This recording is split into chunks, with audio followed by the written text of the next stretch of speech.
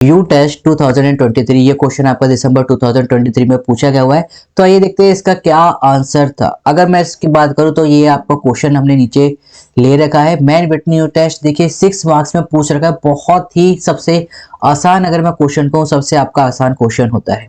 तो इसे कैसे सोल्व करते हैं आइए देखते हैं। वीडियो में आगे बढ़ने से पहले अगर आप हमारे चैनल पर नया है तो सब्सक्राइब करें, बेल आइकन को जरूर दबाएं ताकि फ्यूचर में आने वाली वीडियोस आपको सबसे जल्दी और आसानी से मिल सके। This is cafe in short, let's get started. So देखिए यहाँ पे आपका ग्रुप ए है, इसे मैं लिख लेता हूँ एज ए डाटा ए। इसे मैं क्या लिख लेता हूँ कि ये हमारे पास क्या है, डाटा ए। और जो ग्रुप बी है इसको मैं मान लेता हूँ आपका डाटा बी। तो डाटा ए और डाटा बी मैंने एज इट इज इसको नीचे कॉपी कर लिया है, आपका डाटा ए और डाटा बी। नाउ सबसे पहले हमारे इसके अंदर क्या होता है कि सबसे पहले हमें उसके अंदर होती है रैंकिंग। तो R1 यानी कि डाटा ए की रैंकिंग और R2 ले लेता हूं ताकि सेम ना रहे, दैट इज डाटा बी की रैंकिंग। रैंकिंग देते वक्त सबसे बड़ा इसके अंदर क्या रहता है कि रैंकिंग देते वक्त आपको डाटा ए और डाटा बी यानी कि इसके अंदर आपको क्या कंबाइन रैंकिंग देनी होती है। और बाकी क्वेश्चन में आपको कभी भी किसी भी क्वेश्चन में जो कि नॉन पैरामेट्रिक टेस्ट होते हैं कभी भी कंबाइन रैंकिंग नहीं देनी पड़ती, सिर्फ आपका मैन विटनी यू टेस्ट में आपको कंबाइन रैंकिंग देनी पड़ती है। तो आई होप आपको कंबाइन रैंकिंग पता हो कैसे देते हैं। जैसे कि अगर मैं बात करूं तो देखिए सबसे छोटा क्या है यहाँ पर 3 है, तो 3 को हमने रैंकिंग दे दी 1, फिर उसके बाद 6 है तो यहाँ पर हमने दे दी क्या रैंकिंग 2, 7 है यहाँ पर हमने रैंकिंग दे दी 3, फिर आपका 9 है रैंकिंग 4, 10 है तो रैंकिंग 5। अब मैं यहां पर भी देखूंगा 10 के बाद क्या आता है 11, क्या 11 है, नहीं है, 12 नहीं है, 13 है। यहां आप देखेंगे तो 13 है, तो देखिए मैं सिर्फ इसमें नहीं दे रहा हूं, तो 13 का रैंक क्या हो जाएगा यहाँ पर 6, राइट। यानी कि मैं डाटा ए और डाटा बी को कंबाइन लेके चल रहा हूं और रैंकिंग क्या दे रहा हूं असेंडिंग ऑर्डर में।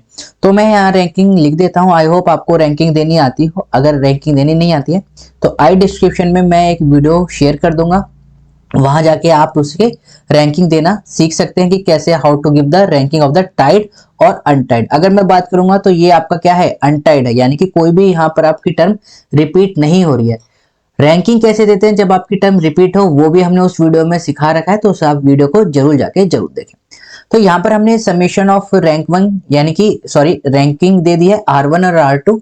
नेक्स्ट हमारा स्टेप होता है समेशन ऑफ R1 यानी कि जो यहाँ पर है ये जो हमने रैंकिंग दी है इन सब का हम समेशन कर लेते हैं। तो जब आप इसका समेशन करोगे तो आपके पास आ जाएगा 64।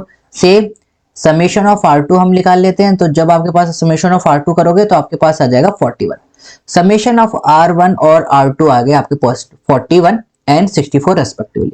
अब यहां पर मैं बात करता हूं कि ये जो हमारे पास आया है क्या ये सही है या गलत है, ये कैसे पता चलेगा। तो देखिए इसकी बहुत अच्छी ट्रिक है, यहां पर हमने आपको सिखा भी रखा अपनी वीडियोस में, that is cross check of ranking, कि जो आपने रैंकिंग दी है कहीं वो गलत तो नहीं दी है। तो इससे बढ़िया कि आप पूरे क्वेश्चन को गलत करें, इससे अच्छा है कि हम किसकी जो रैंकिंग दी है वो चेक कर लेते हैं। अब रैंकिंग को चेक कैसे करते हैं, that is summation of R1 summation of R2 कर लीजिए और n+1/2। अब यहां पर ध्यान रखना n क्या है, n है total number of term. Now total number of term से क्या मतलब है, यानी कि टोटल नंबर ऑफ टर्म यानी कि स्मॉल n1 और स्मॉल n2। अब स्मॉल n1 क्या है, small n1 that is number of term in your data A. कितनी टर्म है अगर आप यहाँ पर देखोगे 1 2 3 4 5 6 7, यानी कि n1 की वैल्यू कितनी होगी 7। सेम नंबर ऑफ टर्म यानी कि जितनी टर्म्स है डाटा बी में उसको मैं n2 से रिप्रेजेंट कर देता हूं, यहां पर भी कितनी टर्म है 7। तो अगर जब मैं बात करूंगा n की तो n क्या हो जाएगा आपका n1 + n2 यानी कि 7 + 7 विच इज इक्वल टू 14। तो n की वैल्यू मेरे पास आ गई है 14।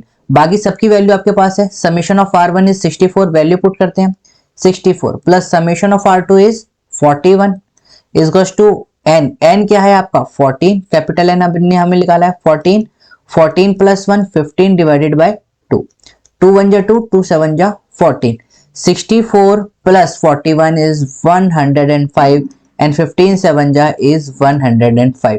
तो अगर आप यहां देखोगे यानी कि ये क्या है, ये आपका 105 इक्वल टू 105 हो गया है। यानी कि लेफ्ट हैंड साइड किसके बराबर आ रही है, लेफ्ट हैंड साइड आपकी किसके बराबर आ रही है, आपकी राइट हैंड साइड के बराबर आ रही है। यानी कि जो हमने यहाँ पर ये रैंकिंग दी है 64 और 741 ये यहाँ पर क्या है ठीक है। तो आप इस तरीके से इसे क्रॉस चेक कर सकते हो। नेक्स्ट क्वेश्चन में आगे बढ़ते हैं। अब हमने क्या निकाल लिया है, रैंकिंग तो निकाल ली है, राइट। आगे कैसे सॉल्व करना है, हमें निकालना क्या था, यू वैल्यू। तो यू वैल्यू का फॉर्मूला क्या होता है, you equals to n1 dot n2, यानी कि दोनों नंबर ऑफ टर्म का मल्टीप्लाई प्लस पहला वाला हम ले रहे हैं, पहला वाला हम क्या ले रहे हैं, कॉलम ले रहे हैं या फिर डाटा ले रहे हैं। तो आप देखोगे इसमें n1 से रिप्रेजेंट करा है 1 आ रहा है और r1 से रिप्रेजेंट करा है 1 आ रहा है। जब मैं डाटा 2 की बात करूंगा तो यहाँ पर सब्स्टिट्यूशन में हमने क्या लिया है, 2 और 2, यानी कि जब भी n2 की बात होगी हम डाटा 2 की बात कर रहे हैं, r2 की बात होगी दैट इज हम किसकी, डाटा b की बात कर रहे हैं।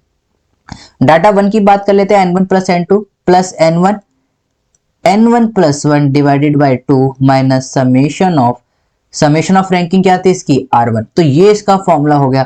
दूसरे का फॉर्मूला भी हम लिख लेते हैं यहाँ पर ताकि आसानी रहे। इसको हम मान लेते हैं u डैश n1 n2, ये पोर्शन आपका सही रहेगा। दूसरे में नंबर ऑफ टर्म हमने किससे रिप्रेजेंट करी थी, आपकी n2 से, तो ये हो गया आपका n2 प्लस 1 बाई 2 माइनस, और समेशन ऑफ रैंक किससे डिनोट करा था, r2 से। तो ये आपके फॉर्मूले हो गए पहले के लिए और ये आपका फॉर्मूला हो गया दूसरे के लिए, राइट। तो इस तरीके से हमें इसका ध्यान रखना है।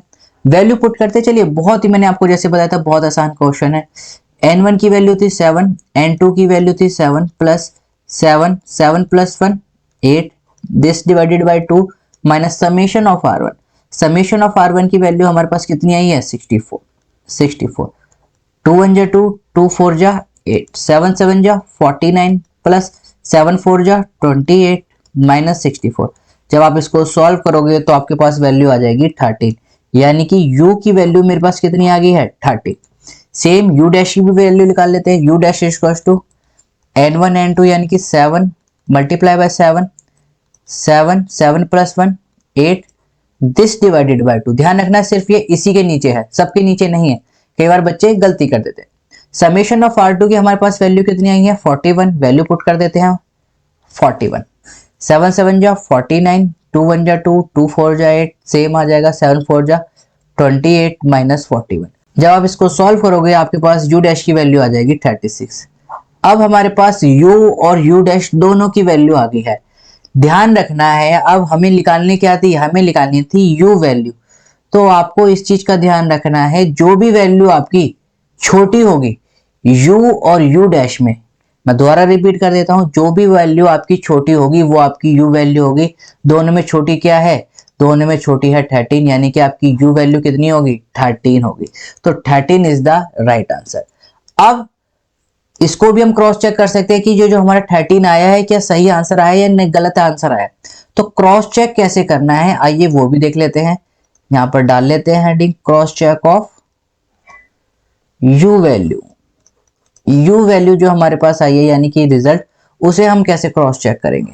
तो देखिए u वैल्यू को चेक करने का बहुत आसान तरीका होता है, n1 multiply by n2 is equal to u plus u dash. n1 की वैल्यू कितनी है आपके पास 7, n2 की वैल्यू भी कितनी है 7, u की वैल्यू कितनी आई है आपके पास 13, 13 प्लस 36। अब 13 प्लस 36 को आप करोगे तो कितनी आ जाएगी 49 और 7 7 जा 49। तो 49 इक्वल्स टू 49, यानी कि जो हमारा u टेस्ट है ये बिल्कुल क्या हुआ है, बिल्कुल ठीक आ रखा है। तो आंसर कितना था, आंसर है आपका 13, राइट। इसे आप क्रॉस चेक भी यहां से कर सकते हैं। आई होप सबने ऐसा ही करा होगा, लेकिन 6 मार्क्स में क्या हम ऐसा करें कि हमारे नंबर बिल्कुल ना कटे, ये इंपॉर्टेंट बात है। तो देखिए इसके अंदर आपको स्टेप्स लिखने होते हैं। आई पर्सनली बिलीव कि भाई अगर ये क्वेश्चन आपका 6 मार्क्स में है तो देखिए बहुत आसान है। जब आप इसके अंदर स्टेप्स लिखते हैं अराउंड 5 to 6 स्टेप्स लिखिए, तो आपके कोई भी चांसेस नहीं है क्या कि एग्जामिनर आपके कोई भी नंबर काट सके, राइट। तो स्टेप्स मैं आपको हमेशा बताता रहा हूं, चाहे आप कोई भी न्यूमेरिकल करें उसमें स्टेप्स जरूर लिखें। आई होप आपको ये वीडियो पसंद आई है। वीडियो पसंद आई है तो लाइक करें, शेयर करें, सब्सक्राइब करना ना भूलें। We will meet in the next video. Till then keep smiling, keep gazing knots of memory. This is cafe in short. Have a great day and thank you all of you.